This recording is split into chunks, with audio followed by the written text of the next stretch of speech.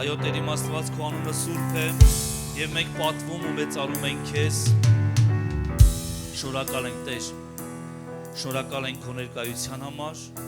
Շնորհակալ ենք, որ քո խոսքը, քո խոստումը մենք տեսնում ենք հիմա մեր օրերում։ Որ տարբեր լեզուներից, ազգերից, տոհմերից ինձ կերկրպագեն։ Եվ ամեն ծում կծրվի Տիրոջ առաջ։ Եվ ամեն լեզու կդավանի քեզ, Տեր։ Հիմա խնդրում ենք քեզ Սուրբ Հոգի, վերցրու յուրաքանչյուրիս սրտերը, յուրաքանչյուրիս միտքը, յուրաքանչյուրիս կյանքը վերցրու, Տեր, օրհնիր եւ խոսա մեր կյանքերի հետ։ Այն ամենը, ինչի համար որ դու մեզ հավաքել ես այսօր, թող որ լինի քո կամքի համաձայն։ Փառք քեզ Հավիտյանս Հավիտենից, փառք Հորը, Որդուն եւ Սուրբ Հոգուն։ Հալելույա, եք ծափարենք մեր Տիրոջն արժանի է, փառք մեր Տերերի Տիրոջը, մեր միակ Թագավոր կենդանի Աստծուն, Հիսուս Քրիստոսին։ Ամեն։ Փառք Հիսուսին այս օրերի համար, Տեր օրհնի շատ։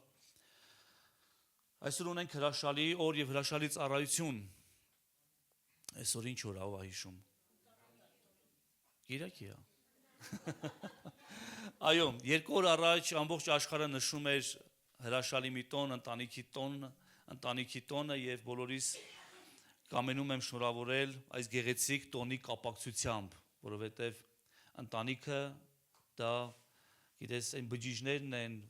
որի վրա հիմնված է պետությունը։ Ամեն եւ այսպես է ընդունված ասել, ինչքան ամուր ընտանիքը, այդքան ամուր հասարակությունը։ Սրա համար ընտանիքները պիտի լինեն շատ ամուր, բայց կան տարբեր մոտեցումներ, տարբեր մոդելներ, ամեն մեկը մի ձևա պատկերացում ընտանիք, ամեն մեկը մի մոդել է կառուցում, կա եվրոպական մոդել, ասիական մոդել, չինական, բազմակնություն, տարբեր մոդելներ կան, բայց կա աստվածաշնչյան ընտանիքի մոդել, որի մասին այսօր ես կխոսեմ։ Ես նայեցի այսպես, ասում եմ Տեր իմ Աստված, ես արդեն 6-րդ անգամ Ստեփանավանում խոսելու եմ ընտանիքի մասին։ Ու ինչ էլ խոսանք, նույն բանն ենք խոսելու։ Ուղղակի տարբեր ուղղություններից ենք մոտենալու այդ ճշմարտությանը։ Ինչա ընտանիքը եւ որն աստվածաշնչյան ընտանիքի մոդելը։ Ով է հիշում, երբ եւ որտեղ ստեղծվեց առաջին ընտանիքը։ Ով է հիշում։ Առաջին ընտանիքը ստեղծվեց Եդեմական պարտեզում։ Ճիշտ է։ Գնանք Աստծո խոսքի մեջ, սա գրված է Ծննդոց գրքում 2-րդ գլուխ։ 2-րդ գլուխ 7-րդ խոսքից գրված է. «Եվ Տեր Աստված մարդուն ձևավորեց հողի փոշուց եւ նրա ռունգերի մեջ կենդանության շունչ փչեց եւ մարդը կենդանի հոգի եղավ։ Եվ Տեր Աստված մի պարտեզ տնկեց Եդեմում, արևելյան կողմում եւ իր արած մարդուն դրեց այնտեղ։ Եվ Տեր Աստված ասաց հողից եւ Տեր Աստված հողից բուսրեց տեսքով հաճելի եւ քաղցրահամ պտուղներով բոլոր ծառերը եւ պարտեզի մեջտեղում կենաց ծառը եւ բարի եւ չարը գիտենալու ծառը։ 18-րդ խոսք։ Եվ Տեր Աստված ասաց. լավ չէ, որ մարդը միայնակ լինի։ Տեսեք, Աստված ստեղծեց Եդեմական պարտեզը, տնկեց գեղեցիկ ծառեր, քաղցրահամ պտուղներով ծառեր ու տեղադրեց մարդուն այդ պարտեզի մեջ եւ 18-րդ խոսք գրված է. եւ Տեր Աստված ասաց. լավ չէ, որ մարդը միայնակ լինի, նրան մի օգնական շինեմ իրեն հարմար։ Եվ Տեր Աստված հողից շինեց դաշտի բոլոր կենդանիներին։ Տեսեք, օգնական է կառուցում, օգնական է ստեղծում, բայց սկզբից դաշտի կենդանիներն է ստեղծում եւ երկնքի բոլոր թռչուններին եւ բերեց Ադամի մոտ, որ տեսնի թե նա ինչ անուն կտա դրանց։ Եվ Ադամը ինչ անուն որ տվեց այդ մի շնչավոր կենդանուն, այդ էր նրա անունը, այսինքն այդ էր նրա էությունը։ Եվ Ադամը բոլոր անասուններին, երկնքի թռչուններին եւ դաշտի բոլոր գազաներին անուններ դրեց, բայց Ադամին իր նման մի օգնական չգտնվեց։ 21-րդ խոսք։ Եվ Տեր Աստված մի խորը քուն բերեց Ադամի վրա եւ նա քնեց եւ նրա կողոսկրից մեկը վերցրեց եւ այդ տեղը մսով ծածկեց։ Տեր Աստված Ադամից վերցրած ոսկորներից մի կին արարեց եւ նրան բերեց Ադամի մոտ։ Ադամն ասաց. Սա հիմա ոսկորը իմ ոսկրից եւ մարմինի մարմնից։ Սրանք կկոչեն կին, որովհետեւ սա ամուսնուց վերցվեց։ Դրա համար մարդը կթողնի իր հորն ու մորը եւ կմիանա կնոջը կամ կհարի իր կնոջը եւ մեկ մարմին կլինեն։ Նրանք երկուսն էլ Ադամն ու իր կինը մերկ էին եւ չէին ամաչում։ Ահա Աստվածաշնչյան ընտանիքի մոդել։ Առաջին ընտանիքը Աստված ստեղծեց Եդեմական պարտեզում։ Հարց. ինչից դրդված Աստված ստեղծեց օգնականին։ Ինչ էր կատարվում Ադամի հետ, որ Աստված որոշեց օգնական ստեղծի։ Միայնակության։ Գիտես, ես շատ եմ խոսել սրա մասին եւ այսպես արտահայտություն եմ արել, ասում Ադամը տխուր էր։ Չէ, տխրությունը չէր պատճառը, որ պիտի օգնական ստեղծվեր, այլ միայնակությունն էր պատճառը իրականում, որ Աստված ստեղծեց Եդեմում օգնականին, Եվային, որովհետև տխրությունը չէր կարող այնտեղ լինել, որովհետև աստուրախություն էր այնտեղ, բայց միայնակություն էր պատճառը, որովհետև գրված է, որ Տեր Աստված ասաց, լավ չէ, որ մարդը միայնակ լինի, եւ նրան մի օգնական շինեմ իրեն հարմար։ Ես նույնիսկ Եդեմական պարտեզում մարդը կարիք ուներ օգնականի։ Եվ Աստված ստեղծեց այդ օգնականին։ Եվ գիտես, Ադամը իրեն տարբեր օգնականներ ընտրեց սկզբից։ Գրված է, չէ՞, բոլոր կենդանիներին բերեց։ Ադամը կարիք ուներ օգնականի եւ Աստված բոլոր կենդանիներին բերեց, որպեսզի Ադամը անուն տա։ Եվ Աստված, ես կարծում եմ, սա իմ ֆանտազիան է, մի քանի օգնականներ ընտրեց, շուն, միգուցե որպես օգնական, հա? Ձի որպես օգնական, չգիտեմ, ես որպես օգնական, ինչ որ մի բան կարող է գութաներ պետք վարել։ Սա իմ ֆանտազիան է։ Մի քանի օգնականներ ընտրեց, բայց գրված է, բայց բոլոր անասուններին, թռչուներին անուն տալուց հետո, բայց Ադամին իր նման մի օգնական չգտնվեց։ Ադամին պետք էր օգնական իր նման,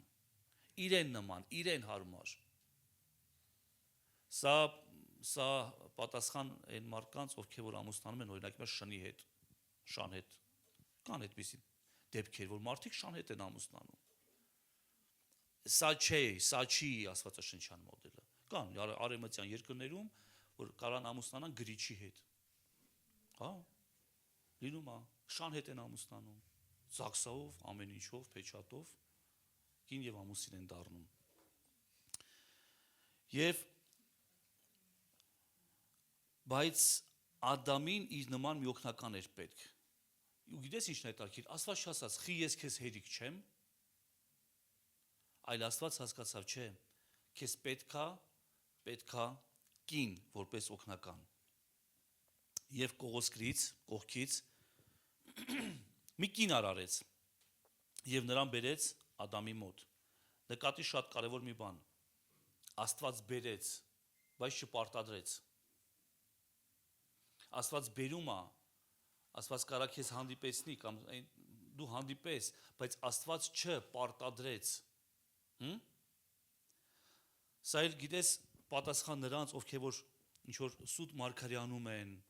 կամ պարտադրում են, կամ ստիպում են, կամ երբ որ ասում են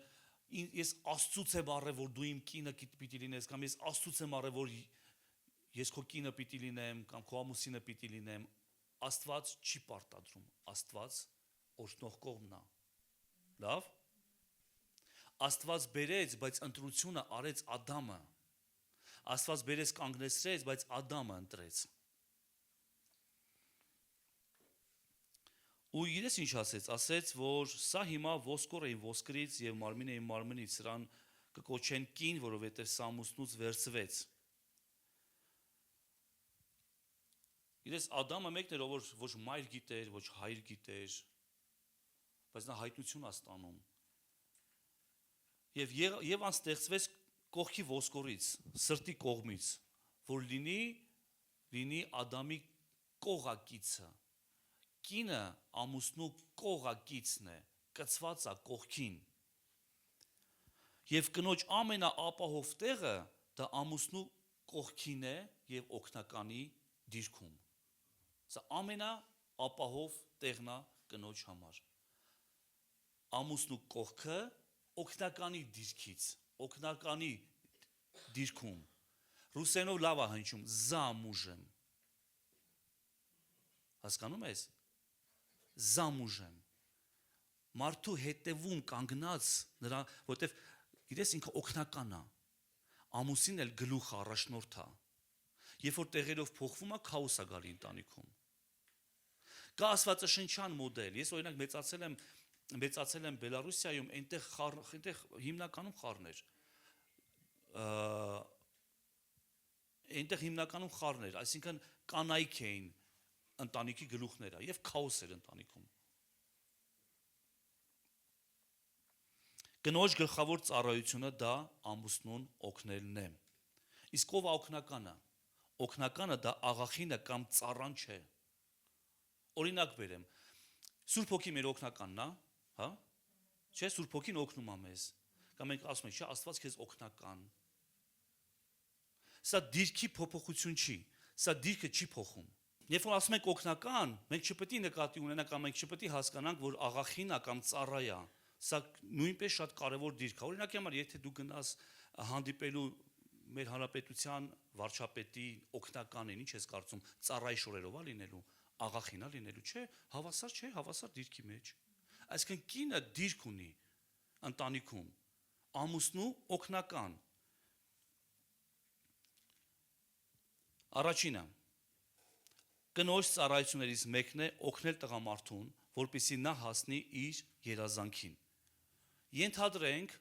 տղամարդը ունի երազանք, ամուսինը ունի երազանք, մեքենա ունենա, հարձակվելու փոխարեն նրա կողքը կանգնի եւ օգնի նրան։ Ենթադրենք ինքը երազանք ունի, չգիտեմ, մանկուց ինչ-որ մի բան հասնի, նրա կողքը կանգնի, կարաս կողքը կանգնես, օգնես նրան։ Օգնես նրան քո աղոթքով, օգնես նրան նրա կողքը լինելով, սատարելով, ասելով, որ դու քո մոտ կստացվի։ Ես հավատում եմ քո մոտ կստացվի։ Անցնեմ առաջ եւ ասեմ, գիտես ամենաշատը ինչն է գնահատում ամուսինը իր կնոջից, ինչա սպասում ամենաշատը ամուսինը կնոջից։ Երախտագիտություն, ռուսերենով ասում է բլագադարնեստ,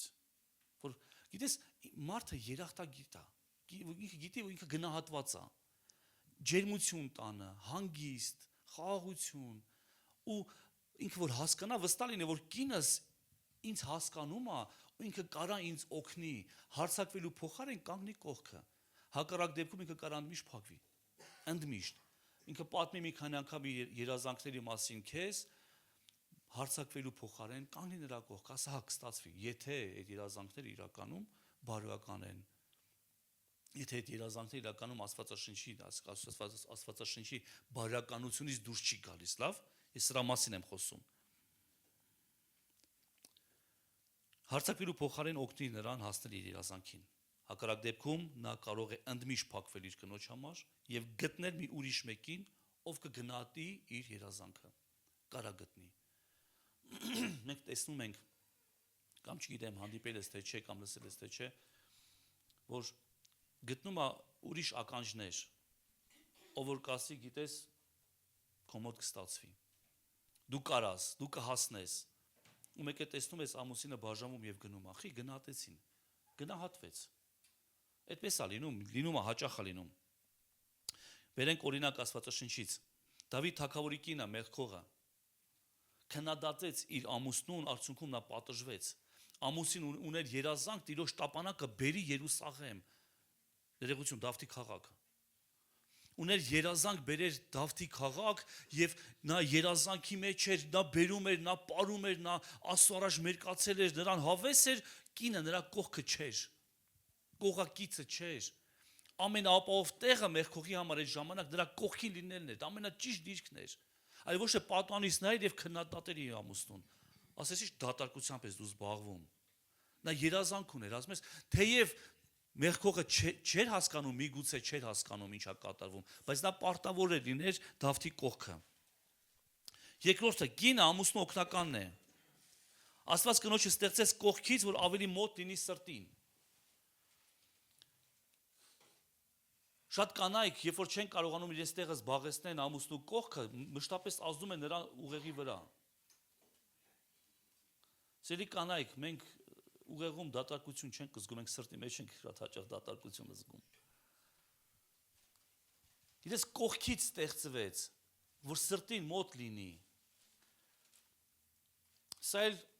հիշեցում տղամարկանց, որ նա քո կողակիցն է, նա ոտքիդ ոսկորիչ ստեղծվեց, որ ոտատակ լինի, այլ կողակիցը լինի։ Լավ, սրա համար կինը ամուսնու գլխավոր գործընկերն է ցանկացած հարցում, ընտանիքը կառուցելու մեջ։ Ընդհանրապես ես նկատել եմ, որ Աստված շատ է օրհնում ընտանեկան բիզնեսը, երբ որ ընտանիքում բիզնես են անում, միասին են անում։ Գիտես, կինը չպետք է իր տեղը զիջի ուրիշին։ Կնոջ գործը եւ ծառայությունը ամուսնու կողքին լինելն ու նրան օգնելն է։ Այդ տեղը կինը երբեք չպետք է զիջի ուրիշին։ Հատկապես ուրիշ կնոջը։ Ով ուզում է լինի, գործընկեր լինի, ով ուզում է լինի, հա, այդ տեղը պատկանում է քեզ, սիրելի քույր։ Սա քո տեղն է։ Իմացիր, որ եթե դու դա չանես, հաստատ կհայտնվի մեկը, ով որ դա կուզենա անի։ Երրորդը, կինը պետք է հնազանդ լինի իր ամուսնուն։ Սա ասում է Աստվածաշունչը։ Գիտես, հնազանդությունը Աստծուց է դրված կնոջ էության մեջ, բայց եթե կինը չկամենա հնազանդվել, ոչ ոք նրան չի հնազանդեցնի։ Կինը կարա ենթարկվի, բայց չհնազանդվի։ Սրա մեջ կա հսկայական տարբերություն։ Հնազանդությունը ամուսնուն դրված է Աստծո կողմից։ Առակաց 14:1 իմաստուն կինը շինում է իր տունը, իսկ հիմարն իր ձեռքով քանդում է այն։ Ընդամենը 2 օր առաջ ընտանեկան ճամբարում ենք հովվական եւ հովիներից մեկը հետարքիր բան ասեց, ասում է ես 20 տարվա ընթացքում ոչ մի անգամ իմ կնոջ հետ չեմ վիճել, ինչու։ Ու ասեց ինչու։ Ասեց, որովհետեւ ասում է ես շատ էմոցիոնալ եմ, այդ հովիվն ասում։ Ես կարամ պորտ կամ, ես կարամ ինչ որ մի բանից էմոցիոնալ, կրակոտ լինեմ, հա, այսպես ասում է մենք քիչ ենք վիճել, որովհետեւ ամեն անգամ երբ որ ես մի բան եմ ասում, ինքը ասում է, հա, եղավ, քո ասածով կանենք։ Ասում է եւ դա ինձ կոտրում եւ ջախջախում է ուղակի։ Հասկանում ես։ Ասում է դա է ինձ կոտրում, որ ես երբ որ ինքը ասում է, հա, եղավ, քո ասածով կանենք։ Ոնց ասես։ Երբ որ ես դա լսում եմ, ես կոտրվում եմ ու կարողանամ հենց իր ասածով, հենց իր ասածով։ Որովհետեւ կինը իմաստուն կինը շինում է իր տունը, իսկ հիմարը իր ձեռքով քանդում է։ Կինը իր ամուսնուն պետք է ճանաչի որպես իր ղեկավար եւ ըստ դրա կարողանա կազմակերպի իր դիրքը իր ամուսնու կողքին։ Երբ որ դու հասկանում ես ինքը քո ղեկավարն է, քո գլուխն է։ Ամուսինը գլուխն է, ով է համաձայն որ ամուսինը գլուխ է։ Ով է համաձայն։ Գլուխն է, չէ՞ ղեկավարում ամբողջ մարմինը, հա։ Գլուխն է ղեկավարում ամբողջ մարմինը եւ կինը պետք է սա հասկանալով իր տեղը գրավի ամուսնու կողքին եւ այս դիրքից կազմակերպի իր կյանքը իր ընտանիքում։ Գաղատացիների 5:22 կանայք ձեր ամուսներին հնազանդվեք ինչպես Տիրոջը։ Այո, շարունակություն կա, իսկ ամուսիններ սիրեք ձեր կանանց ինչպես Քրիստոսը եկեղեցուն։ Սա հիշեցում տղամարկանց, երբ որ դու սիրես քո կնոջը ինչպես Քրիստոսը սիրեց եկեղեցին եւ իր անձը տվեց, կինը ուզած չուզած կհնազանդվի իր ամուսնուն։ Բայց միևնույնն է իմաստուն կինը, գրված չի ոչ միտեղ իմաստուն տղամարդն է կառուցում տունը։ Իմաստուն կինն է կառուցում, իմաստուն կնոջ վրա է դա։ Տան մթնոլորտը հիմնականում կնոջ ձեռքերի մեջ է։ Որտեւ տղամարդը դրսի մարդ է։ Կինն է, հասկանում ես, այդ սյունը, կինն է, այդ ամեն ինչը, տան մթնոլորտը, ու երբ որ տղամարդը մտնում է իր տուն, տեսնում է, զգում է այդ ջերմությունը, զգում է այդ հանգստությունը, ներդաշնակությունը, ասում ես, իրան կոմֆորտ է, ինքը ուրիշտեղ չի ուզենա գնա։ Բայց երբ որ տղամարդը մտնում է եւ տան մեջ միշտ վեճեր, լարվածություն, ներողություն բառիս համար լաչառություն է, տղամարդուն դա դուրս է հանում։ Նույնիսկ եմ ասում, եթե կինը չուզենա հնազանդվել, ոչ ոք դրան չի կարող հնազանդեցնել։ Ոչ ամուսինը, ոչ սկիսուրը, ոչ էլ ինչ որ մեկը կողքից։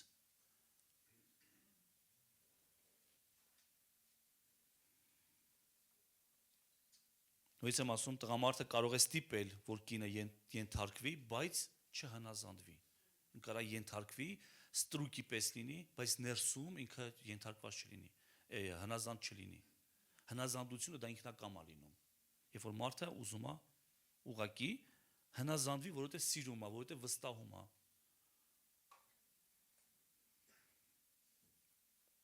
Տեսեք, մի հատ օրինակ բերեմ, Ակորինթացիների 7:34-ում գրված է ամուսնացած կինը աշխարհի գործերի մասին է հոգում, թե ինչպես իր ամուսնուն հաճելի լինի։ Այստեղ խոսում է կոնտեքստի մեջ, որ կամուսնացած, կա չամուսնացած կին, որ լավա որ չամուսնանաս, որ տիրոջ գործը անես, ավելի շատ անես, իսկ ամուսնացած կինը աշխարհի գործերի մասին է հոգում, բայց այստեղ մի բան կա, թե ինչպես իր ամուսնուն հաճելի լինի։ Հարց. Ինչ պիտի անի կինը ամուսնու համար, որ ամուսնուն հաճելի լինի, չէ՞։ Սա է ասում Աստծո խոսքը, մենք հավատում ենք Աստծո խոսքին, հա։ Մենք ուզում ենք աստվածաշնչյան ընտանիքի մոդելի մեջ լինենք։ Այո, մեզ կարա հասարակությունը, դարաշրջանը, մեր այսօրվա 21-րդ դարը, ինֆորմացիա մեզ կարա փորձի, շեղի, փչացնի մեր միտքը, բունտ առաջացնի ընտանիքի մեջ։ Ընդհանրապես մի քանի օր առաջ ենք խոսում, ասում եմ, լսի պապասա պատմում, ասում է, երբ որ մենք հելում ենք գյուղով ման գալու, 16-17 տարեկան տղաներ ենք։ Ում երբ որ մենք ման ենք գալիս, տատիները հելում ոտի են կայնում, ասում են, խեք հելում, ասում որտեղ տղամարդիկ են անցնում։ Այո, քրիստոնեությունը, Քրիստոսը, այն եզակի անձնավորությունն է, որ շատ բարձրացրեց կնոջ դերը։ Շատ տեղ տվեց կնոջը հասարակությունում։ Օրինակի համար մուսուլմանական ազգերի մեջ կինը սուբյեկտ է։ Իր խոսքը չունի։ Նրանք նույնիսկ իրավունք չունեն միասին աղոթեն։ Նրանք աղոթում են իրանց մզկիթներում վանդակների մեջ։ Մեծամասամբ ամբողջը տղամարդու համար է։ Քրիստոսը շատ բարձրացրեց կնոջ դերն ու հեղինակությունը։ Բայց տեղա գալիս որ կինը պիտի հասկանա, ես պիտի իջացնեմ ինձ, իջացնեմ աստվածաշնչյան մոդելի մեջ ինձ։ Ոչ մի լաչար կին չի շահել։ Իդեպ ասեմ, մենք հոգեբանորեն շատ տարբեր ենք, կանայք եւ տղամարդիկ։ Տղամարդը ամենախոսացող տղամարդը օրեկան օգտագործում է 25000 բառ։ Իսկ կինը ամենաքիչ խոսացող կինը օգտագործում է 50000 բառ։ Հիմա հարց, երբ որ վեճ լինի, ով կհաղթի։ Կանայք հիմնականում վեճի մեջ հաղթում են, որովհետեւ շատախոս են։ Նրանք շատ բառեր ունեն։ Ով ասեց հա։ Շնորհակալ եմ այդ համարձակության համար։ Կանայք շատ բառեր ունեն։ Ամուսինները հիմնականում պարտվում են խոսակցության մեջ, երբ որ նրանք հանկարծ սկսեն բանավիճել։ Մենք բառեր չունենք այդքան։ Երկրորդը զահլա չունենք այդքան։ Դու ծիծաղում ես, բայց ամուսինդ կարան միշտ փակվի։ Եթե դու տեսնում ես, որ արդեն ինքը քեզ չէր ուզում պատասխանի, սա քո համար թող լինի կարմիր լույս։ Եթե արդեն ինքը այս բան կա, շատ վտանգավոր գոտում եք ուրեմն։ Դա կարա տղամարդու էություն այնքան նսեմացնի, որպես քեզ որպես տղամարդ եմ ասում, մենք հոգեբանորեն շատ տարբեր ենք։ Կարա այնքան նսեմացնի, որ մի օր տեսնես ինքը փակվել է արդեն։ Չի ուզում ընդհանրապես վեճի խոսի։ Եղավ, կասի, եղավ, բայց ներսում ինք համաձայն չի։ Դա համար մենք շատ ուշադիր պիտի լինենք, որ աստվածաշնչյան մոդելին վերադառնանք։ Դա շատ կարևոր է, որ կինը հոգում է ամուսնուն հաճելի լինի ամեն ինչով։ Այսօր մենք խոսենք այդ ամեն ինչի մասին։ Չորրորդը շահել ամուսնուն կանացի վարքով։ Պետրոս 3:1 եւ 2։ Նույնպես եւ դու կանայք հնազանդ եղեք ձեր ամուսներին, ինչպես որպեսի եթե նրանցից ոմանք էլ անհնազանդ լինեն խոսքին, կանացի վարքի շնորհիվ առանց խոսքի շահեն, տեսնելով ձեր երկյուղացությամբ պարկեշտ վարքը։ Երկյուղացությամբ պարկեշտ վարք։ Սա է գնահատում տղամարդը կնոջ մեջ, կանացիությունը։ Երբ որ կինը շահում է իր ամուսնուն առանց խոսքերի։ Ես միշտ այստեղը, երբ որ հասնում եմ, ասում եմ, սելի կանայք, եթե ձեր ամուսինները հնազանդ չեն խոսքին, մի քարոզեք նրանց, ոչ հովիվ, ոչ եկեղեցի։ Շատ կանայք այնքան են հովի մասին խոսում, խանդ առաջանում։ Եվ սա նորմալ է, որ խանդ կար առաջանա։ Հովիվը սենց ասեց, հովիվը նենց արեց, հովիվը սենց է հագնում, հովիվը չեղավ։ Սա շատ սխալ է։ Ինքը կարա խանդի, որը շատ նորմալ է։ Մի քարոզեք եկեղեցի։ Գրված է, որպեսզի եթե նրանցից ոմանք էլ անհնազանդ լինեն խոսքին, կանացի վարքով շահել առանց խոսքի։ որ խոսքերդ պետք չի դու քո վարքով, պարկեշտությամբ, երկյուղացությամբ կարողանաս շահես քո ամուսնուն եւ դեպքերը շատ են։ Իմ կինը փորձեց 1-2 անգամ խոսել Աստծո մասին, երբ որ ես ապաշխարած չէի, մոտիկ էլ չէի նրան, որ պիտի ապաշխարեմ, ես նրա բերանը ուղղակի ծեփեցի։ Ասի այլևս չխոսաս, իմ մոտ չխոսաս։ Այդ թեման փակված է մեր մեջ։ Եվ նա անցավ ընդհատակ։ Ընդհատակում նա կարողացավ, հասկանում ես, իր աղոթքներով եւ իր վարքով այն բերել ինձ այն աստիճան, որ ես հետո տարիներ հետո ասեցի, հիշում ես, մեկ անգամ դու ասեցիր, ասես, հա, հիշում եմ։ Ասի հիմա ասա, խնդրում եմ։ Ասա, պատմի։ Հիմա պատրաստ եմ, հասունացել եմ։ Լավ։ Ես կանացիությունը կնոջ կարևորագույն զենքերից է։ Այն պահից, երբ որ կինը հրաժարվում է կանացիությունից, նա ինքնակամ զինաթափում է իրեն իր գլխավոր զենքերից։ Ես կանացիությամբ դու կարաս այդ երկյուղացությամբ, պարկեշտությամբ շահես քո ամուսնուն, բայց այն պահին, երբ որ կինը իրեն զրկվում է կանացիությունից, ինքն իրեն զինաթափում աղակի իր գլխավոր զենքից, որն է կանացիությունը։ Շատ դեպքերում տղամարդիկ հեռանում են իրենց կանանցից լրբության պատճառով։ Գիտես, կան այնպիսի կանայք, որ միշտ փնփնթում են, բողոքում են, նրանց միշտ ինչ-որ մի բան չի հերիքում, կամ դուր չի գալիս։ Դա նույնպես ազդում է տղամարդու վրա։ Դուք ասես, ջերի եղբայր, շատ ես ինչ-որ խոսում մեր մասին, անցի տղամարդկանց, տղամարդիկ էլ բաժին ունեն, տղամարդիկ էլ բաժին ունեն այսօր։ Գիտես, խոսքը նրանց մասին ասում է, որ լավ է բնակվել կտուրի մի անկյունում, քան թե կռվասեր կնոջ հետ մի մեծ տան մեջ։ Նորից խոսքը անդրադառնում է հենց սրան, որ լավ է ապրել կտուրի մի անկյունում, տղամարդը կգնա կտուրի մի անկյուն, հասկանում ես, կգնա կտուրի մի անկյուն ու կասի ինձ 100 տարի պետք չի այս մեծ տունը, այս պալատները, այս ամեն ինչը, որտեղ չկա հանգստություն։ Նույնիսկ եմ ասում, տղամարդիկ հիմնականում դատարկություն են զգում իրանց սրտի մեջ, այլ ոչ թե ուղեղի մեջ։ Պետրոս 3:3 եւ 4 Ձեր զարդարանքը թող չլինի արտաքինը, մազերի հյուսելը, ոսկեղեն դնելը կամ շքեղ զգեստներ հագնելը, այլ ներքին սրտի ծպտված մարդը հեզ եւ հանդարտ հոգու անեղծությամբ, որն Աստծո առաջ առավել արժեքավոր է։ Գիտես, զարդարանքը եւ հանդերձանքը լավ բան է, բայց այն կարող է լինել ժամանակավոր հրապուրի, ժամանակավոր ուշադրություն դարձնի, որ տղամարդը ժամանակի հարց է։ Եթե ներսում չի ապրում կանացին, եթե ներսում չի ապրում այս ներքին սրտի ծպտված մարդը հեզ եւ հանդարտ հոգու, հեզ ու հանդարտ, հանգիստ, խաղաղ, բայց այն կանայք, որ sense հասկանում ես, այդ լաչարության մեջ են, տղամարդուն կհանի դեպի կտուրի ծայրը։ Ես կգնամ ստեղ կապրեմ, գլուխս կվերցեմ ու կփախնեմ։ Հանգստություն, հասկանում ես։ Ու գեղեցկությունը եւ կանացիությունը սա տարբեր հասկացողություններ են։ Շատ տարբեր է։ Կինը կարա լինի գեղեցիկ, բայց ոչ կանացի։ Կինը կարա լինի կանացի, բայց ոչ գեղեցիկ, բայց ինքը կանացի լինելով ավելի գեղեցիկ այրևում հետո շփման մեջ, քան ցանկացած մոդել, այսպես ասած։ Երբ որ կինը կանացի է, ժենստվենի է, հա, ինքը շատ գեղեցիկ է։ Նորից եմ կարդում այստեղ, իմաստուն կինը շինում է իր տունը, իսկ հիմարն իր ձեռքով քանդում է այն։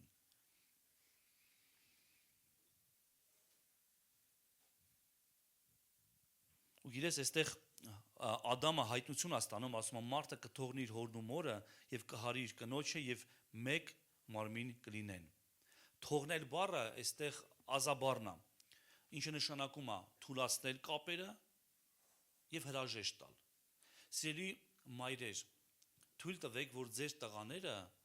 թուլացնեն ձեր այդ կապերը եւ ինչ-որ մի պահի հրաժեշտ տան ձեզ։ Մակը թողնի իր հորն ու մորը, հոր-մոր մշակույթը, հոր-մոր դիրքը եւ կհեռանան։ Գիտես, դու կարաս ապրես նույն տան մեջ քո սկեսուրի հետ կամ նույն ընտանիքում, բայց դուք ունենաք տարբեր մշակույթներ, ընտանեկան մշակույթ, նորից աստվածաշնչյան։ Այստեղ գրված է տղամարդը կթողնի իր հորն ու մորը եւ կհարի կնոջը։ Գիտես ինչ է հարել, հետապնդել, նրա հետևից գնալ։ Շատ մայրեր խանդում են սա, երբ որ տեսնում են։ Դու ունես քո տեղը, դու ապրել ես քո կյանքը։ Բայց ժամանակն է եկել, որ թույլ տու քո տղամարդը, քո տղան տղամարդ դառնա։ Եթե թույլ չտաս, ինքը այդպես է երեխա կմնա։ Կարող է 60 տարեկան դառնա, բայց երեխա լինի։ Դու թույլ չտաս, որ քո երեխան հասունանա ուղակի։ Հետևել նշանակում է վազել հետևից։ Ղզիկ ես ինչ ես անում։ Քո հերոս են ցարեխի։ Ավոր իմ հերը չի արել, կնիկս մեղք ունի, որ իմ հերը չի արել։ Հիմա ինչ չանեմ։ Էլ եմ ասում, ես արմատներով կողքից, տես, կողքի տաշիրից եմ, ֆրանկներից ենք մենք։ Ես ինչ պապեր ու ինչ հեր, ինչ մշակույթ ենք ունեցել։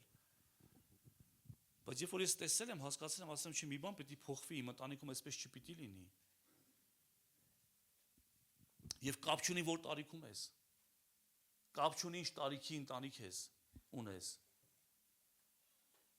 Մենք խոսանք սիրո լեզուների մասին, կան սիրո լեզուներ։ Սրա համար սիրելի մայրեր, աղաչում եմ ձեզ, բաց թողեք ձեր տղաներին։ Թույլ տվեք նրան կայանան որպես մարդ, թե չէ, դու մահանալու ես գնաս, ինք այդպես է մանուկ է մնալու։ Ուղեղով մանուկ 50 տարեկան։ Ամբողջությամբ կախված մամայի փեշերից։ Սա սխալ է։ Ես իմ մամայի տունը, ես իմ ծնողական տունը լքել եմ 21 տարեկանում։ Ինձ մեկ անգամ մեր տղաներից մեկը հարցրեց.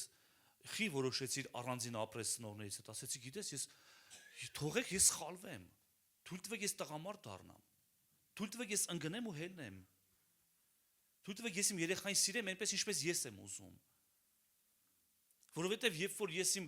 ծնողական տուն էի այցելում շաբաթը մեկ իմ կնոջ հետ, ես նրան շատ կոպիտ էի նրա հետ վերաբերվում։ Շատ սխալ էի, շատ սխալ էի։ Երբ որ մենք տանը միասին էինք, ինքը Մրութիկ ջան, Համով ջան, Սրտիկ ջան, դառնում էր աղջի։ Աղջիկ ջան։ Կայանում էի, թույլ էակի վրա կայանում էի։ Լուր տանում էր։ Եվ տարիներ տևեց։ Հետո մեկ օր գործի տեղ նստած ասում եմ, ես ինչ թույլ մարդ եմ ես, որ իմ կնոջ վրա կայանում եմ ես։ Այն թույլ էակ։ Սպասում աղոթում, աղոթել ես։ Դիմացել է։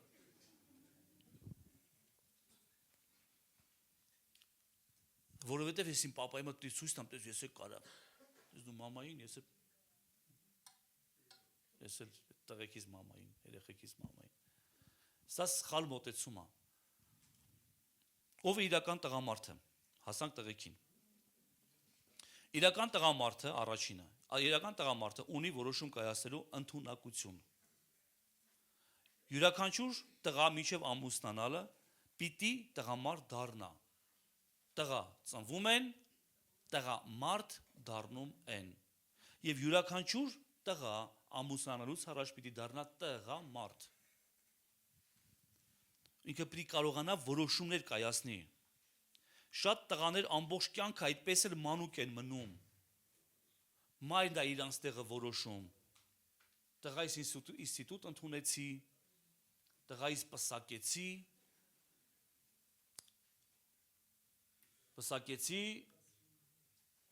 Մարոյին տվի Չոբան Կարոյին։ Պսակեցի Կարոյին, բերի անբախտ Մարոյին։ Այդտենց այդ Մարոյի կյանքն ուտում են։ Գիտես, մենք այս մշակույթի վրա մեծացել ենք, նորից մի փոքր, հա, մենք ել եմ ասում, մենք մշակույթների վրա ենք մեծացել, մենք գրվածների վրա ենք մեծացել։ Մենք մեծացել ենք, ընտանիք ենք կազմել, որ Համբոն Գիգորին քաղաք էր տանում։ Մենք մեծացել ենք մշակույթի վրա, որ պսակեցին Մարոյին տվին Չոբան Կարոյին, նորից եմ ասում, ես դեմ չեմ, որ պսակեցին Չոբանի հետ, այլ դեմ եմ, որ տվին, ոչ թե ինքը ընտրություն արեց։ Ընտրություն արեց ինչի հիման վրա, լավն է Կարոն ասում են։ Ամեն օր բերում այս խնձոր, չամիչ, կանֆետ, խափին երեխուն, կանֆետով, չամիչով, խնձորով։ Վերջում էլ մենք տեսանք, որ ինչ կատարվեց նրա հետ։ Սա մշակույթ հասկանում ես, կամ քանի խակա բերենք, մեզանով անենք։ Բերել ես այդ խակ երեխուն ինչ անես։ Թող թող մեծանա, հասունանա։ Իսկական տղամարդը ունի առյուծի բնավորություն։ քույրեր, մի քիչ sense հանգստացեք, հələ ձեզ էլի կանրադառնանք։ Հիմա տղեկի հերթն է, էլի։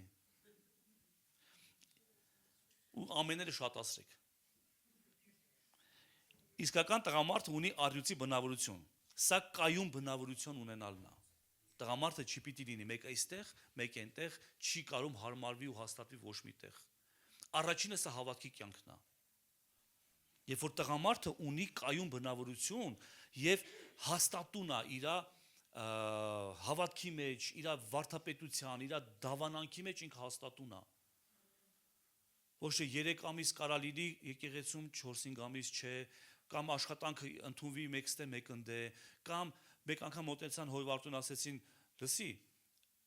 եղբայր կա, մեկ սրան առաջարկություն ան, մեկ նրան առաջարկություն ան, մեկ նրան ինչ անվի, ասում է թող ինքը գտնի իր եսը, գտնի ինքը իրան։ Բայց ինքը հասկանա ինքը ով է, կայունություն ունենա։ Նրանք պիտի գտնեն իրենց կորցրած տղամարդությունը, սա հովի պատասխանն էր։ Տղամարդը պիտի գտնի իրեն եւ լինի շատ կայուն, առյուծի պես, Առակաց 30:30, առյուծը, որ գազաների զորավորն է եւ ոչ մի բանի երեսից չի շրջում, ինքը որ գնում է, ինքը գնում է, ոչ մի բան նրան չի կարա շեղի է ճանապարից, ինքը ունի այդ բնավորությունը, ինքը առյուծ ինքը գազաների թագավորն է, զորավորն է, ոչինչ, սերի տղամարդ, քեզ չպետք է շեղի քո ճանապարից։ Եթե դու բռնել ես քո ճանապարհը դեպի Քրիստոսը, գնա դեպի Քրիստոսը։ Եթե դու ունես երազանք դառնալ, չգիտեմ, նկարիչ, գնա այդ երազանքովդ։ Ոչ մի բանը քեզ չպետք է շեղի։ Տղամարդու կյանքի 5 փուլերը։ Տղամարդը իր կյանքում պիտի անցնի զարգացման այս 5 փուլերը, ցանկացած տղամարդ։ Նոր ասեցի, տղա ծնվում են, տղամարդ դառնում են։ Առաջի փուլը երեխայից մինչև չափահասություն։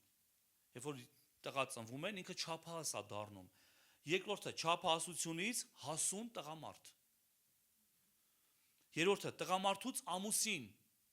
Սա պարտականություն է։ Սա դիրք է։ Սա հասունություն է, որ տղամարդը ամուսին է դառնում։ Լինում է որ տղամարդը, ասես լավ տղամարդ է, շրջապատի տղամարդ է, հարգանք, պատիվ, բայց ամուսին չի կարողանում դառնալ։ Ինքը տաննել է տղամարդ եւ իր կնոջ համար տղամարդ։ Քուչի տղամարդ կներեք բարիս համար։ Ոնց որ շրջապատում այդպես էլ ինքը տանն է իրան պահում։ Սա սխալ է։ Հաջորդը ամուսնուց հայր։ Տղամարդը պիտի կարողանա պապա լինի, հայր լինի, սա սիրտ է։ Երրորդը հորից պապիկ։ Սա նույնպես շատ կարևոր փուլ է, որ երբ որ հորից պապիկ ես դառնում, հաճախ տղամարդիկ այստեղ չեն ուզում զիջեն իրանց դիրքը իրանց որդիներին։ Այդ ղեկը չեն ուզում թողնեն։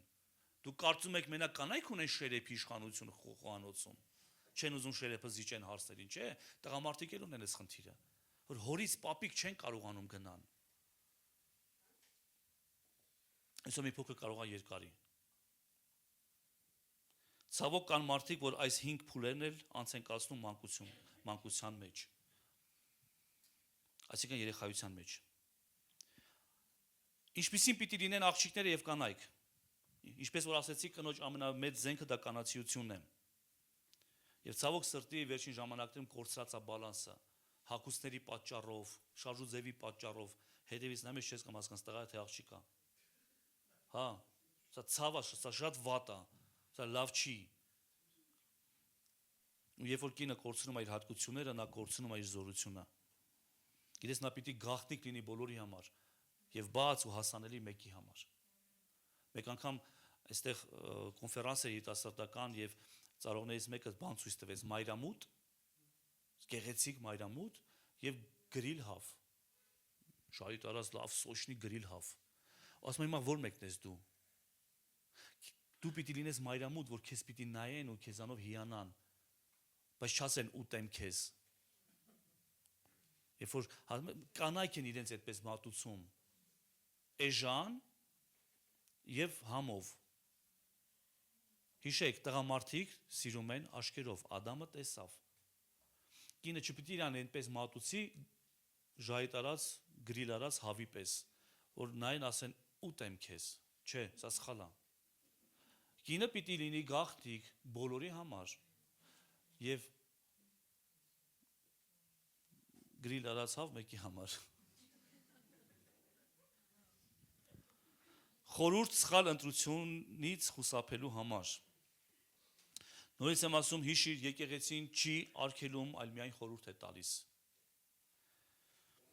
Առաջինը ուզում եմ արագ շրջանցեմ, որովհետև առաջի կետը սա է, մի ամուսնացիր այն մարդու հետ, ով քրիստոնյա չէ։ Սա շրջանցել եմ, որովհետև իմ կյանքի փորձը ցույց է տվել, եթե որոշել ամուսնանա ոչ քրիստոնյայի հետ, ինքը ամուսնանալու է ոչ քրիստոնյայի հետ։ Սերը խեղդում է, հասկանում ես։ Բայց ամեն դեպքում մի ամուսնացիր նրա հետ, ով որ քրիստոնյա չի, լինես աղջիկ թե լինես տղա։ Սա Աստվածա խորհուրդ տալիս, սա Աստծո խոսքն է խորհուրդ տալիս, ինչ կապ ունի լույսը խավարի հետ, շնորհակալություն։ Սողոմոնն է շատ լավ օրինակ, որ նրա սիրտը խոտորվեց օտար կանանց հետևից գնալով, նա փչացավ, նա կռապաշ դարձավ։ Եվս մեկ լավ օրինակ Սամսոնը, որի մասին շատ ենք խոսում։ Սամսոնը, որ իր զորությունը կորցրեց, որովհետև Դալիդային սիրեց, հասկանում ես, սեր կար արանքում, այն էլ ինչպիսի սեր։ Երկրորդը, միշտ ապին ընտանիք կազմել անչափահասի հետ։ Նոր խոսացին Կարոյից ու Մարոյից, չէ։ Անչափահասի հետ միշտ ապիր, սիրելի տղամարդ։ Մենք չպետք է աղջկա ձեռքից խլենք տիկնիկը եւ նրան տանք ամուսին։ Եվ տղայի ձեռքից մենք չպետք է խլենք խաղալիքը եւ նրան տանք կին։ Նա կկառուցի ուղղակի վիրտուալ մի ընտանիք։ Տղամարդը պիտի հասունանա։ Կինը պիտի հասունանա։ Ինչ տարիքում ամեն մեկը մի տարիքում հասունանում։ Մենք մեզ վերջերս ամուսնացրեցինք, չէ, 18-19 տարեկան աղջիկներ մեր քույրերից գնաց ամուսնացան, հասունացել էին։ Նույն տեսնում եք, ասում եք, պատրաստ է, ուզում արդեն ամուսնանալ, նորմալ է։ Ամուսնանա, բայց նորից եմ ասում, խնդրում եմ ձեզ, միշտ ապեք։ Մամասելի քույրեր, ձեզ շատ լավ առաջարկ կարան անեն։ Աշխարհը հիմար չի, աշխարհի տղամարդիկ հիմար չեն։ Իրանք կուզենան գան եկեղեցուց անհրաժեշտ աղջիկ տանեն։ Նորից եմ ասում, ես չգիտեմ, կարող չես լսելու իմ խորհուրդը, թող ապացուցի, որ ինքը քեզ արժանի է։ Թող ապացուցի, ոչ թե վայ, ինձ լայքեց, հա։ Արդեն 5 անգամ ստորիներից մեջ նայում է։ 2 անգամ էլ լայքել է։ Մի անգամ էլ կոմենտ է գրել։ Գլուխը կորցրեց։ Գլխապտույտ է մոտը, չէ, թող ապացուցի, որ ինքը քեզ արժանի է։ Տղամարդը թող ապացուցի, գա եկեղեցի, հաստատվի Աստծո մեջ, գտնի իր կոչումը։ Ասես այդքան բարդ, քո համար եմ ասում, ամբողջ կյանքդ հետո ապովագրված կլինի։ Ժողովն ասում, կուտը կտա, կդրեք բարիս համար, բայց կուտ են տալիս։ Կուտը կտա, կտանի տուն, խալատ, համաշնիկ, վсё, այդ է քո կյանքը վերջացավ։ Թող ապացուցի։ Մի ամուսնացիր սեռական ցանկությունից դրդված։ Սա նույնպես սխալ մոտեցում է։ Նորմալ է սեռական ցանկությունը։ Սա նորմալ է, դա մարդու մեջ դրված է Աստծուց, բայց թորիկի օրը չլինենք, որ ասում կնիկ գուզեմ, ցավս գաս կնաս։ Մարդու զուտ ուզում էր, կնիկ էր ուզում։ Մի ամուսնացիր, հասկանում ես, սա նույնպես շատ վատ բան է։ Պիտի հասունանաս քո մտքով, սա հոգեբանություն է։ Պիտի պատրաստ լինես, եթե դու տղամարդ ես ու տեսնում ես, կամ եթե դու ուզում ես ընտանիք, որպես ընտանիք, այլ ոչ թե վառվում ես։ Լավ, դա համար չամուսնանաս սեռական ցանկությունից դրդված։ Կամ մի ամուսնացիր խնդիրներից ազատվելու համար։ Պրոբլեմների մեջ ես, խնդիրների մեջ ես, մեկ էլ օպ հարուստի աղջիկ կա, պապան պաշտոնի է, ես էլ վարկերի մեջ եմ, սիրուն սիմպատիշնի, ու սա նույնպես հիմք չկա, հիմք աստվածաշնչյան չի, մենք պիտի ունենանք աստվածաշնչյան հիմք, լավ, մի ամուսնացիր այն սպասումով, որ դրանից հետո կերջանկանաս, ամուսնությունը քեզ չի կարա երջանկացնի, դու ես երջանիկ դարձնում ամուսնությունը, չամուսնանաս այն սպասումով, որ այ հիմա որ ամուսնանամ կերջանկանամ, շատ մարդիկ ամուսնացել են, բայց ավելի դժբախտ են դառել, ամուսնությունը չի երջանկացնում, այլ դու ես քո ամուսնությունը երջանիկ դարձնում, ամեն, չամուսնանաս փողի կամ պաշտոնի համար, սա նույնպես, մի ամուսնացիր այն մարդու հետ, ուշադիր, մի ամուսնացիր այն մարդու հետ, ով խոստանում է փոխվել ամուսնությունից հետո, չի լինելու, եթե ասված չխառնվի, չի լինելու, Ես քեզ 100% գարանտիա եմ տալի, չկա նման բան։ Եթե միջև ամուսնանալը չփոխվեց հանուն քեզ, հանուն սիրո, հանուն քեզ հասնելու, երբեք չի փոխվի, եթե Աստված նրա կյանքը չփոխեց։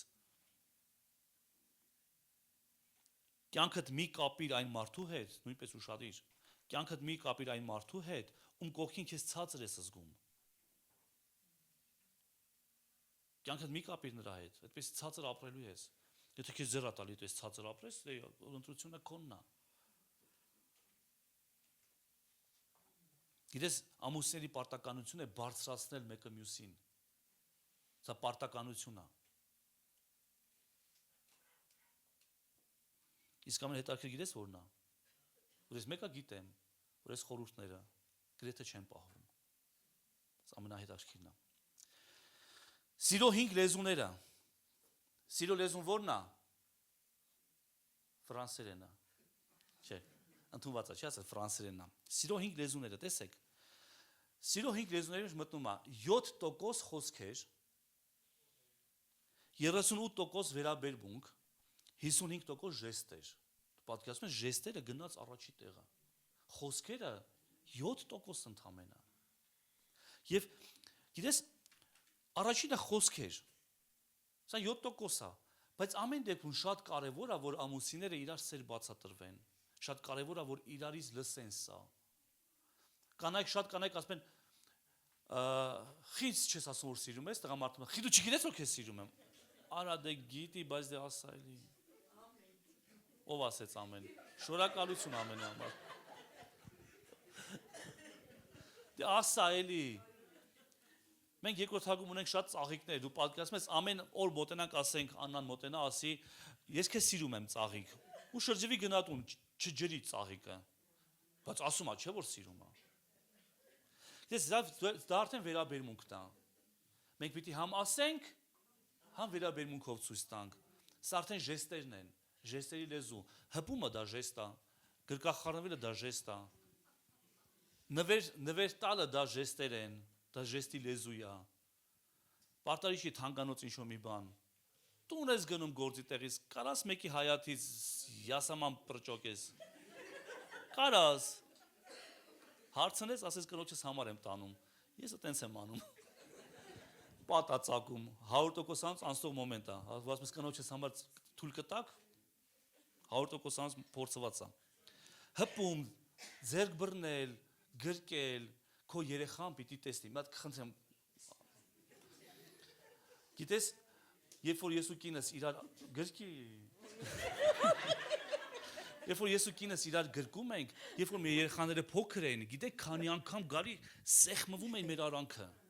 Սա ամենաապահով տեղն է իրանց համար։ Ենթագիտակցորեն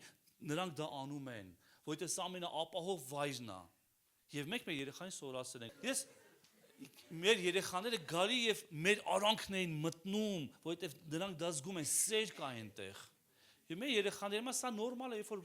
մաման ու պապան կարան գրկախառնվեն, կարան կպնեն իրար եւ այլն։ Ժամանց, շփում, կապ չունի որ տարիքում ես, հրավիր իր կնոջդ, այս բանը մի լսել ես, մի տարի թերանում եմ։ Մանարա դուսուս։ Գյուղում սրա մասին մարդ չի մանա։ Բայց ինչքան որ հնարավոր է քո կողմից հրավիրի, միտեղ գնացեք, նստեք, չնայած շուշուտ գնում եք ինչ-որ միտեղ։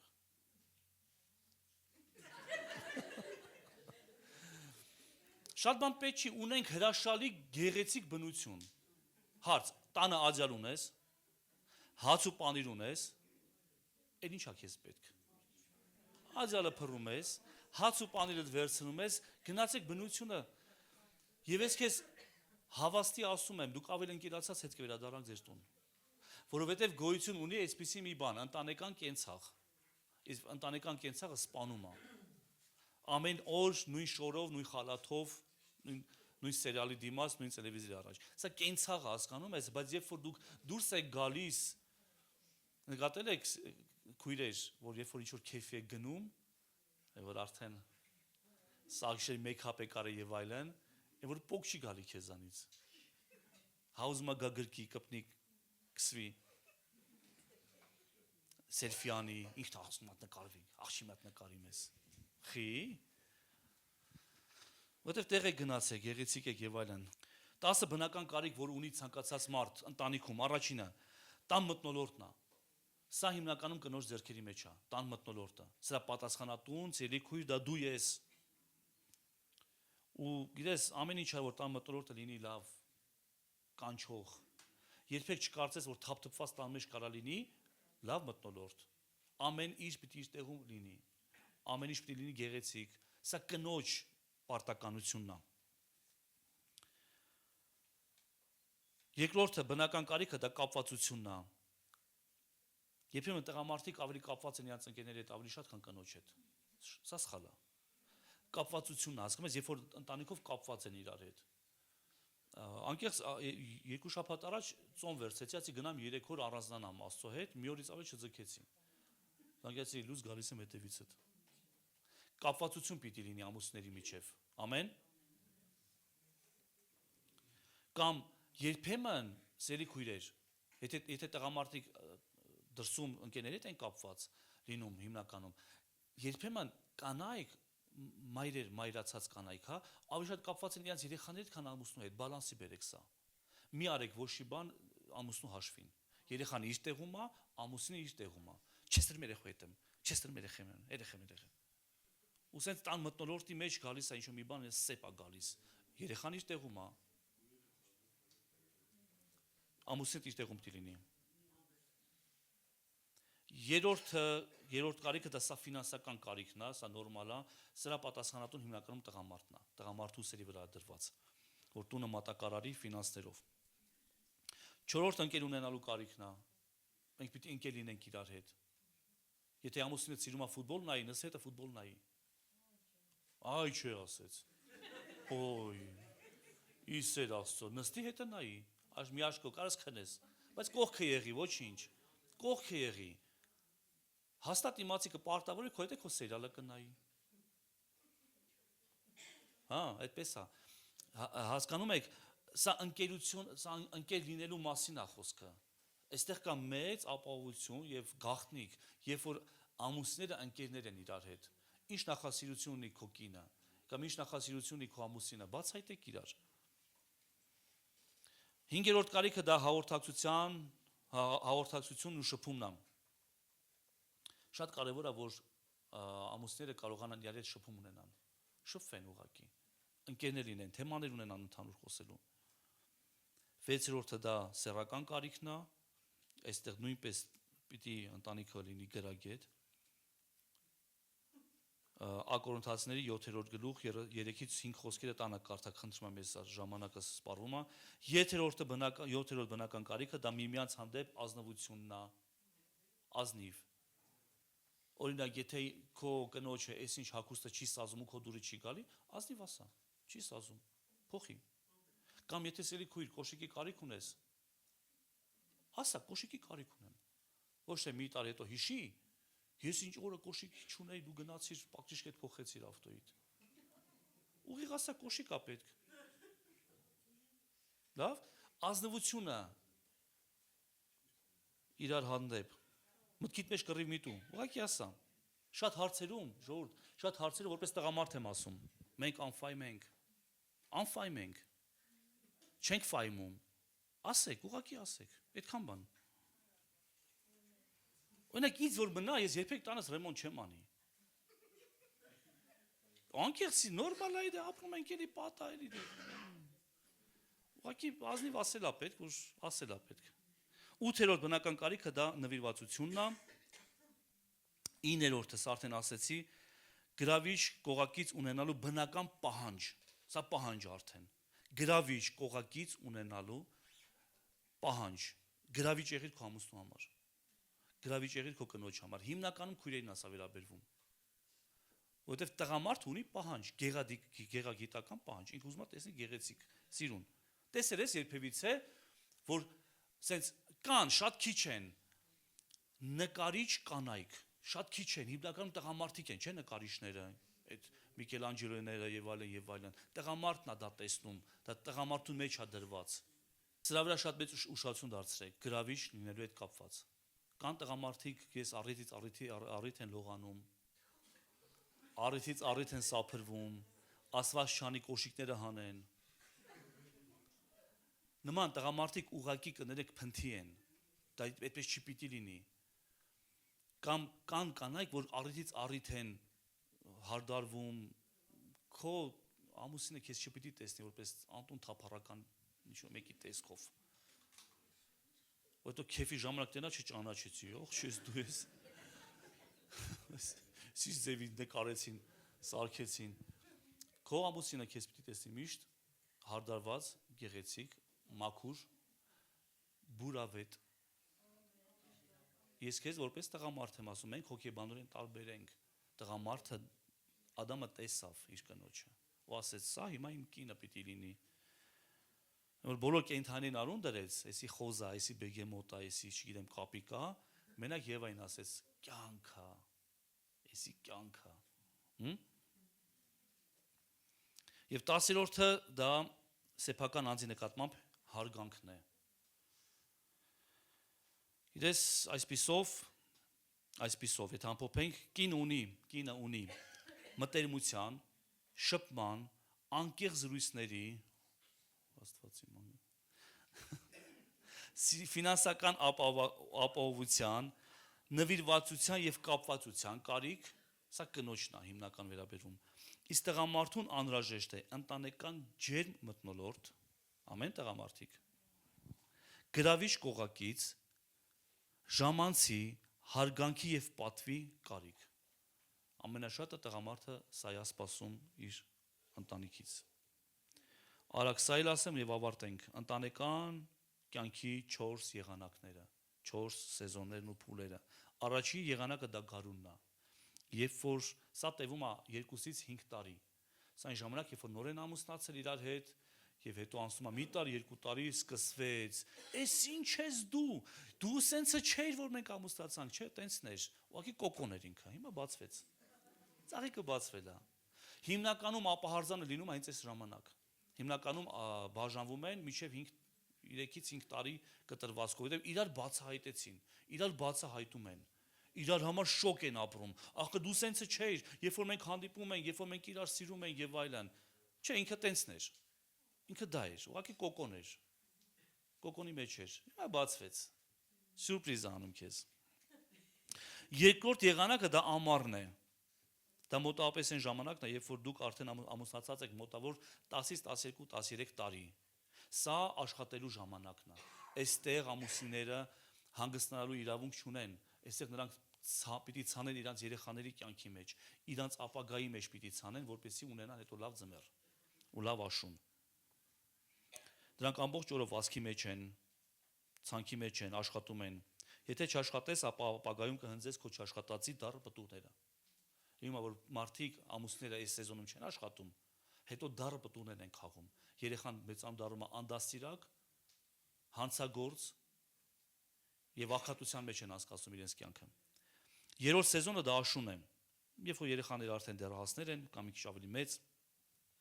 արդեն երևում է այն պտուղները, որ ծնողը ցանել երեխայի կյանքում մինչև 12 տարեկանը։ Երեխայի կյանքի մեջ լավ սերմեր ցանիր, մաքսիմում ցանիր լավ ժամանակը մինչև 12 տարեկանը, դրանից հետո շատ ուշ լինում։ Անձապես ասում են մինչև 5 տարեկանը ինչ հասցրեցիր երեխայի մեջ ցանել, շատ ցանի։ Դա ամենալավ հողն է։ Իսկ ծնողները փոխում են սեզոնը։ Հետո ստացվում է գիժ մարդ։ Մեկ երեխուն ծեծել։ Ուշացել ես, շատ ես ուշացել։ Կամ հələ քիթի գբեր, հələ խմի մի կումարա։ Հետո մեծան դառնում է ալկոգոլիկ, ասում ես՝ «Խի, որտեղից»։ Չտայր ձեռը։ Հələ ապիրոս դի բերանդ քաշի։ Հետո երեխան դառնում մեծան դառնում է նարկոման։ Հասկանում ես սերմը պետք է ճիշտ ժամանակին ցանես։ Ու շունցի համար անես ծեծի փուճու ժամանակ, որ սա կյանքը չմոռանա։ Այդ սիգարետի համար բռնացել ես անես ծեծի փուճու ժամանակ։ Բայց մեր ժամանակում արդեն ուշ է, խոսքերով։ Արդեն խոսքերով չի ազելու ծեծը։ Մի անգամ պապաս անես խփեց մեծ եղբորս, շատ չարաճճի էր։ Հերոսեր հաղթանդամ ֆիզիկապես ուժեղ այնքան էր աղբորս ծեծել, որ արդեն ինքը գլուխը արդեն ամեն ինչին պատրաստ էր։ Տարավ բերեց անես խփեց, ասեց՝ «Պապ, էս էր քո ամբողջ ուժը»։ Սովոր էր երեխեն արդեն, նրան ոչ մի բան չես կարող անես։ 4-րդ սեզոնը սա ձմեռն է։ Լավ կլինի, որ այս սեզոնի մեջ ամուսները իրար հետ ընկերներ լինեն, որովհետև այս սեզոնը երկուսով եք անցկացնելու։ Սարդանի ժամանակը երեխաները մեծացել են, ամուսնացել են, լքել են հայրական օջախը։ Դուք արդեն երկուսով եք։ Եվ դու հիմա հասկանում ես, այն ինչ որ դու ցանել ես, աշնանը հնձել ես, հիմա դու վայելում ես քո պտուղները։ Սա այն ժամանակն է, որ արդեն երեխաները քո տանը չեն, դու եւ քո կինը երկուսով եք, վայելում եք պտուղները եւ այլն, երեխայի պտուղներ ես արդեն վայելում։ Ու շատ լավ կլինի, որ այս սեզոնի մեջ լինեք ընկերներ, որովհետեւ ամուսնական ձմեռը երկուսով եք անցկացնելու։ Ամեն։ Ես շատ արագ անցա, շատ բաներ չասեցի, բայց եթե դու ասում ես, ես սխալ սերմեր եմ ցանել երեխայիս մեջ, հիմա եմ հասկանում, ապաշխարի դրա համար, ապաշխարի, ներողություն խնդրի, Աստված կարա վերցնի քո երեխային, հոգևորում, տանի գարուն, տանի ամառ, լավ սերմեր ցանի, փոխած բերի տա քո ձեռքը, լավ, որովհետև երեխաները, ես խնդրեմ փառաբանության թիմը գա արդեն, որովհետև երեխաները հիմնականում ծնողների կամ ընտանիքի հայելին է։ Այն ինչ որ դու տեսնում ես երեխայի կյանքի մեջ, դա ինքը վերցնում է իր ընտանիքից։ Մեծ մասը երեխան ձևավորվում է իր ընտանիքի մեջ։ Այսպիսով, սիրելի Աստծո ժողովուրդ, ընտանիքը պիտի լինի աստվածաշնչյան, ընտանիքի մոդելը պիտի լինի աստվածաշնչյան, շատ ուշադիր լինենք։ Նույնիսկ եմ ասում ուշադիր եղիր, եթե երիտասարդ ես քո ընտրության մեջ, ուշադիր եղիր ծնողներիդ հետ ոնց ես վարվում, որովհետև ես այսպես եմ ասում, ես իմ երեխաներին պարտավոր եմ, բայց իմ ծնողին պարտք եմ։ Դա տարբեր է։ Պարտավոր եմ երեխային կերակրեմ, պարտավոր եմ երեխային հագցնեմ, պարտավոր եմ կրթության տամ, բայց ծնողից ես պարտք եմ։ Իսկ ինչ նշանակում պարտք, ինչքան էլ 10 մեկա պարտք ես։ Եվ սա շատ ժամանակ հասկանում ես, երբ որ արդեն 30 անց ես, երբ որ երեխաներդ արդեն ինչ-որ մի տարիքի են, հասկանում ես, չէ, ինչքան էլ ծնողից տամ մեկա քիչ է։ Ես նրան պարտք եմ կյանք, որովհետև ինքը ինձ կյանք է տվել։ Կապ չունի լավ ծնող, վատ ծնող, հա, լինում է, որ մերժվածություն, լքվածություն, լքելա եւ այլն, սա վերքեր են, հասկանում եմ, ուղղակի պիտի հասկանաս, ես պիտի ներեմ այդքան բան, պարտավոր եմ ներեմ, որպեսզի իմ կյանքում կյանքս բժշկված լինի, որ իմ երեխաների կյանքն էլ բժշկված լինի։ Սրա համար մենք ամեն մեկս մի ընտանիքում ենք ձևավորվել, մի ընտանիքում ենք մեծացել, մի ընտանիքի մեջ ենք ապրել, մեծ տարբեր մշակույթներ, տարբեր գյուղի վրա տարբեր մշակույթ է։ Քաղաքը քաղաքի վրա է տարբեր մշակույթ։ Ինչ մնաց արդեն երկրների հետ կապված, բայց կա աստվածաշնչյան մոդել, կա աստվածաշնչյան մոտեցում, կա աստվածաշնչյան ընտանիք, որը մենք պարտավոր ենք կառուցենք եւ եկեղեցին դա սրա օգնականն է։ Եկեղեցին այս հարցում օգնում է։ Սա համար կարդա Աստծո խոսք, մտերիմ եղիր Աստծո հոգու հետ, աղոթներով դու քո կյանքը կարաս կառուցես, նայես, վերանայես, որտեղ սխալ ես, շտկես, որտեղ թերացած ես, որտեղ թույլ ես, ուժեղացնես, լավ, բերես իմի քո կյանքը, քո ընտանիքը, որտեղ սխալ ես, ներողություն խնդրես, ապաշխարես, փոխվես, ուղղակի փոխվես, բերես, կարաս սխալվես, շատ միշտ ամեն օր մենք սխալվում ենք, ամեն օր վրիպում ենք։ Ես այս թեման 6 տարի է, հա, խոսում եմ արդեն ընտանիքի մասին, միշտ վերանայում եմ, կարիքսորովկա եմ անում, բայց ես տեսնում եմ, այստեղ թերացած եմ, այստեղ թերացած եմ, այստեղ կարիքա շտկվելու։ Մենք ոչ ոքս իդեալական եւ կատարյալ չենք, այլ ձգտում ենք կատարելությանը Հիսուս Քրիստոսի հոգու շնորհիվ։ Ամեն։ Փառք Հիսուսին։ Դու օրհնվեցիր, հա։ Կառուցենք իրականում աստվածաշնչյան ընտանիքի մոդել։ Փառք Հիսուսին։ Եկեք կանգնենք Աստծո ներկայության մեջ, պատվենք նրան, գոհանանք նրանից ամեն ինչի համար։ Աղոթիր հիմա քո ընտանիքի համար, խնդրում եմ։ Աղոթի քո հայրական ընտանիքի համար, աղոթի քո հեծքո ընտանիքի համար, աղոթի քո ապագա ընտանիքի համար, աղոթի որ սխալ ընտրություն չանես, ուշադիր եղիր, ես բոլոր կետերը եւս մեկ անգամ կնայես, շատ ուշադիր եղիր քո ապագայի հետ կապված։ Ընտանիքը դա քո պարտեզն է, դա քո այգին է, դա քո յետևն է։ որտեղ որ դու պիտի լինես շատ, մաքսիմում ուշադիր։ Ամեն։ Եկեք խոնարհեցնենք մեր գլուխները։ Երկնային Աստված մենք քեզ փառք ենք տալիս։ Շնորհակալ ենք, Տեր, ամեն ինչի համար։ Տեր, նախ մենք շնորհակալ ենք մեր ծնողների համար։ Մենք օրհնում ենք մեր ծնողներին, Տեր իմ Աստված, մեր հայրական տունը։ Մենք գոհանում ենք, Տեր, շնորհակալ ենք, ով որ չունի հիմա ծնողն ընջելա, գոհանում ենք, Տեր իմ Աստված, այն ծնողներին, որ մենք ունեցել ենք։ Կամ ունենք հիմա, ների որ մենք թերանում ենք, ուշուշ ենք զանգում, հիշեցնում ես Տեր իմ Աստված, որ մենք շփվենք մեր ծնողների հետ, որ մենք պատվենք եւ հարգենք նրանց, որովհետեւ սա առաջի պատվիրանն է խոստումով, պատվիր քո հորնումորը, որպեսզի քո կյանքը երկրի վրա երկարի։ Շնորհակալ եմ քեզ, Տեր։ Շնորհակալ եմ իմ ընտանիքի համար, իմ կնոջ համար, իմ երեխաների համար, իմ թոռների համար։ Տեր, գոհանում ենք ամեն ինչի համար։ Տեր իմ Աստված, աղոթում ենք նորաստեղծ ընտանիքների համար, որ նոր պիտի ստեղծվեն։ Ստեղծելը մի բան է, իսկ հետո շարունակելն ու կառուցելը ուրիշ բան է, օգտիր եւ տուրի բաստություն, որ համ ստեղծեն Հիսուս Քրիստոս ժայռի վրա այդ ընտանիքը, որ ինչ է որ լինի, եթե նույնիսկ ընկնի, վեր կկենա։ Արդարը 7 անգամ էլ ընկնի, վեր կկենա, որովհետեւ արդարն ընկնում է Հիսուս ժայռի վրա։ Օգնի, որ մարդիկ իրենց ընտանիքները ստեղծեն Հիսուս ժայռի վրա, որ քաբիները երբ որ գան, գետերը վարարեն, անձրևները խփեն, այդ տունը մնայուն լինի Հիսուսի անունով։ Անսասան տուն ենք մենք խոսում, անսասան ընտանիքներ։ Մենք քանդում ենք ապահարզանի ոգին Հիսուսի անունով եկեղեցիների վրայից։ Մենք քանդում ենք ամեն սխալ բան, ամեն պղծություն Հիսուսի անունով։ Ամեն ապահարզանի դև, սա ոգի է, որը հարձակվել է եկեղեցիների վրա։ Մենք քանդում ենք քո ազդեցությունը Հիսուսի անունով եկեղեցիների վրայից։ Շնորհակալ ենք քեզ, Տեր, ամեն ինչի համար։ Փառք լինի քեզ, Տեր։ Օրհնի խնդրում եմ մեր եկեղեցին, օրհնի եկեղեցու բոլոր ընտանիքները եւ եղիր օրհնված։ Փառք քեզ Հավիտյանս Հավիտենից։ Փառք Հորը, Որդուն եւ Սուրբ Հոգուն։ Հալելույա։ Ամեն։ Փառք Հիսուսին։ Փառք Աստծուն։ Գիտես, ես այս վերջերս էր, չէ՞ որ մուսուլմանական ազգերը գնացի եւ այնտեղ տեսա երկարակեցություն։ Մարդիկ երկար են ապրում։ Գիտես ինչու՞։ Որովհետեւ հարգում են մեծին եւ հարգում են ծնողին։ Սա պատվիրան է խոստումով։ Հարգիր ծնողներիդ, պատվիր ծնողներիդ, որպեսզի քո կյանքի օրերը երկար են։ Գիտես, նրանք միգուցե մուսուլման են, չեն ճանաչում Աստծուն, հա, կենթանի Աստծուն չեն հետևում, բայց ամեն դեպքում կյանքը օրհնվում է։ Սա ցանկի եւ հունձքի օրենքն է։ Լավ սեմ ցանես, լավ պտուղ կունենաս։ Չէ՞ կարա նույն անհավատել ցանի։ Հավատացյալ էլ ցանի, բայց կունենան երկուսն էլ պտուղ։ Որտե ցանկի հունձքի օրենքն է։ Դա համար մենք պիտի պատվենք մեր ծնողներին։ Կապ չունի, հասկանում ես, կապ չունի, սխալ է եղել, հա, սխալ է եղել ու դու ճիշտ ես, բայց մեկ է իրավություն ես, ատես, անտեսես։ Ուղղակի քո սրտում, եթե կա բան ների, խնդրում եմ, զգում եմ, որ պիտի ասեմ սա, ների քո ծնողին, քո դաժան մանկության համարների, քո չքավորության համարների, քո աղքատության համարների,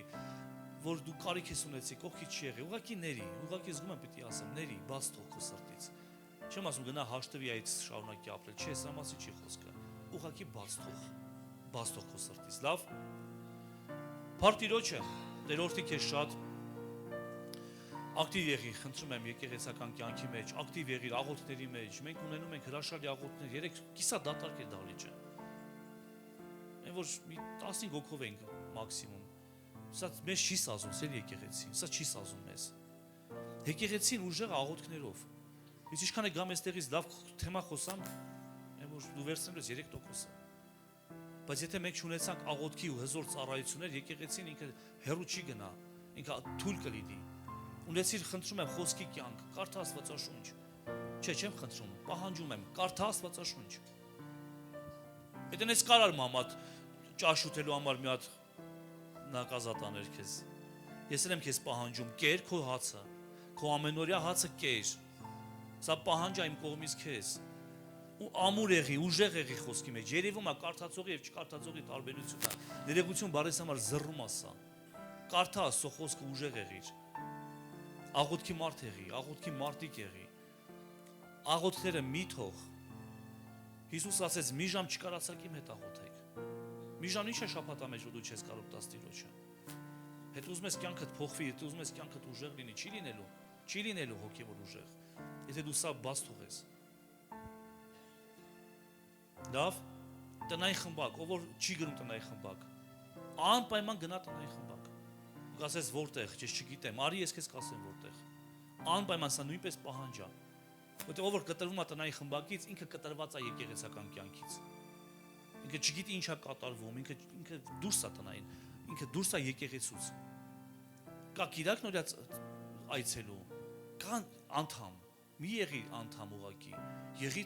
եղիր հասկանում, ներեգություն մի եղիր այցելու, եղիր անդամ։ Եկեղեցու անդամ, եկեղեցու կյանքով ապրող մարդ։ Սա նույնպես շատ կարևոր է։ Լավ։ Ով որ չունի տնային խմբակ, անպայման մոտեցի ինձ, խնդրում եմ։ Ես քեզ խոսքեր կասեմ, որով կփրկվես դու եւ քո ամբողջ տունը։ Փառք Աստծուն քո համար, պարզի քո ձեռքը օրհնեմ քեզ։ Տերը օրհնի քեզ ու պահի քեզ։ Տերը պայծառեցնի իր երեսը քեզ վրա եւ ողորմի քեզ։ Տերը բարձրացնի իր երեսը քեզ վրա եւ իր խաղաղությունը քեզ տա։ Եվ Հիսուս Քրիստոսի շնորհքը, Հայր Աստծո սերը եւ Սուրբ Հոգու հաղորդությունը ամենքիս հետ։ Ամեն գնաց Տիրոջ խաղաղությամբ։